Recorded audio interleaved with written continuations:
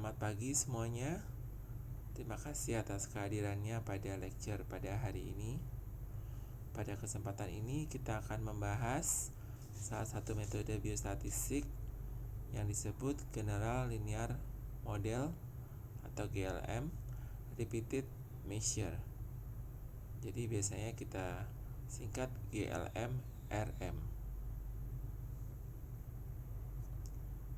Jadi kita di sini akan membahas mengenai definisi, asumsi yang diperlukan pada metode ini, langkah-langkah melakukan metode ini, kemudian bagaimana mengklik tombol-tombol SPSS untuk melakukan analisis metode ini.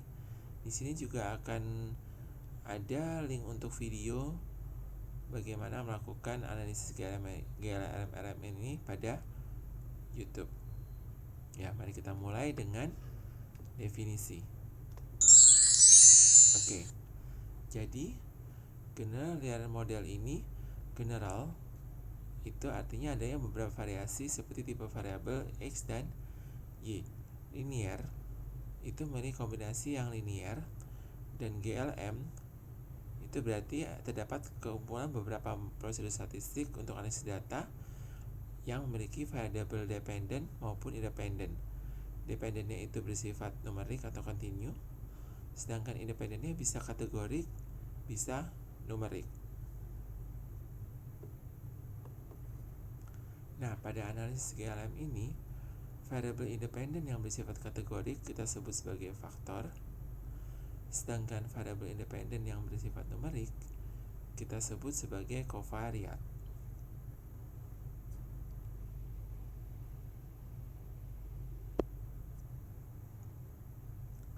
Ya, jadi definisi utuh dari GLM-RM atau General Linear Model Repeated Measure ini adalah suatu metode analisis yang diterapkan untuk pengukuran variabel dependen yang dilakukan berulang-ulang pada subjek yang sama.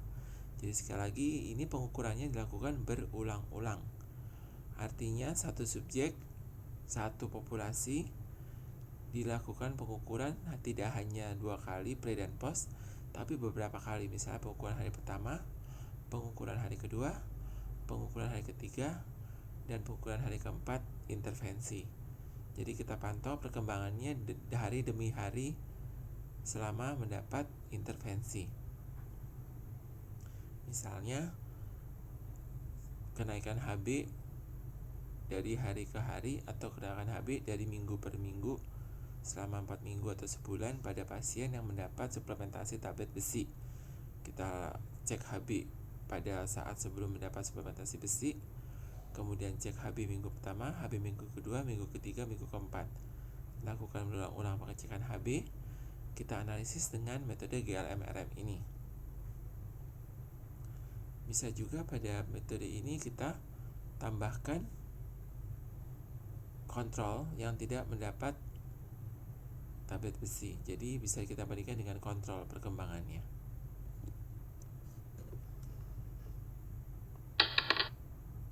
Nah, sekarang bagaimana, apa aja asumsi yang diperlukan pada metode statistik GLM-RM ini? Asumsi yang diperlukan adalah, yaitu yang harus penuhi adalah pertama, data numerik harus berdistribusi normal. Kemudian matriks varians covariance harus bersifat homogen. Kemudian harus memenuhi syarat sphericity atau simetri. Jadi variasi antar pengukuran dan korelasi antar pengukuran adalah konstan.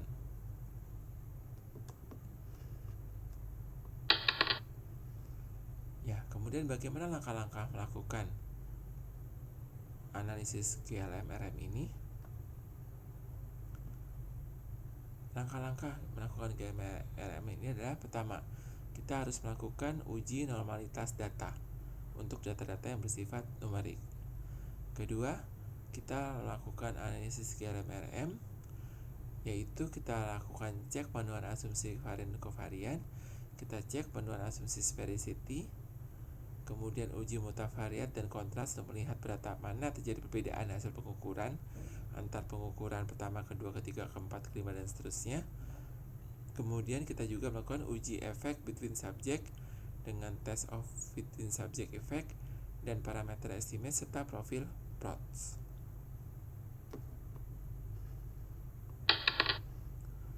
Kemudian kita lihat apa saja tombol-tombol pada SPSS yang harus kita klik pada pemeriksaan ini, yaitu awal kita pencet analyze, kita pilih general linear model, kemudian kita pilih repeated measure. Setelah itu akan tampil seperti ini. Jadi kita pilih number of level.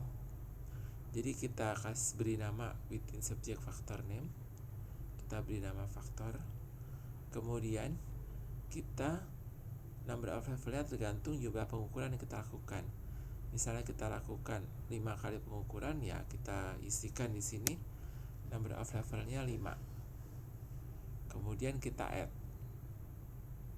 Oke, jadi faktor 1. Misalnya namanya faktor 1. Number levelnya 5. Di sini contohnya faktor 1 number levelnya 4 karena hanya dilakukan 4 kali pengukuran.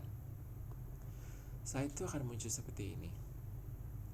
Jadi kita pindahkan semua pengukuran yang kita lakukan W1 sampai W4 misalnya pada penelitian ini, atau kalau 5 kali ya W1 sampai W5. Kemudian masukkan secara berurutan ya. Kemudian kita klik kontras, akan muncul seperti ini. Di kontras kita bisa pilih yang mana yang kita inginkan. Bisa kita pilih satu persatu, kita bisa pilih yang mana saja yang kita inginkan, bisa kita pilih satu persatu, kita coba semua. Apabila kita memang ingin tahu semua hal ini, bisa dibaca di sini.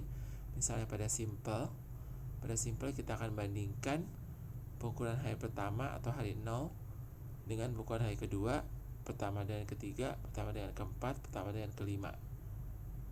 Jadi itu yang first. Kalau last itu yang terakhir dengan pertama, terakhir dengan kedua, terakhir dengan ketiga, terakhir dengan keempat, dan terakhir itu kelima misalnya. Nah, kalau pada deviation kita melihat perbedaan masing-masing mean atau rata-rata level dengan mean total. Kalau difference kita melihat perbedaan masing-masing pengukuran. Jadi 1 dengan 2, 2 dengan 3, 3 dengan 4, 4 dengan 5, 1 dengan 5. Oke, jadi kita bisa pilih pengukuran mana yang kita inginkan. Kemudian klik plot, kita pindahkan faktor 1 ke horizontal faktor, sedangkan metode itu ke separate line, kemudian klik add, sehingga faktor 1 akan pindah ke bawah. Kita klik add, faktor 1 akan pindah ke bagian bawah. Setelah itu klik option dan pindahkan overall ke faktor 1, overall dan faktor 1 ke kotak display mean for.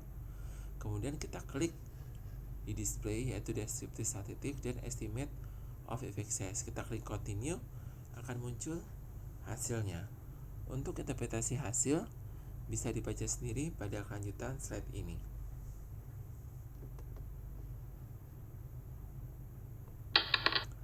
Selain itu, kalian bisa menonton bagaimana cara melakukannya secara lengkap pada video di link video melakukan analisis GLM-RM ini. Kalian bisa klik videonya dan tonton videonya hingga selesai.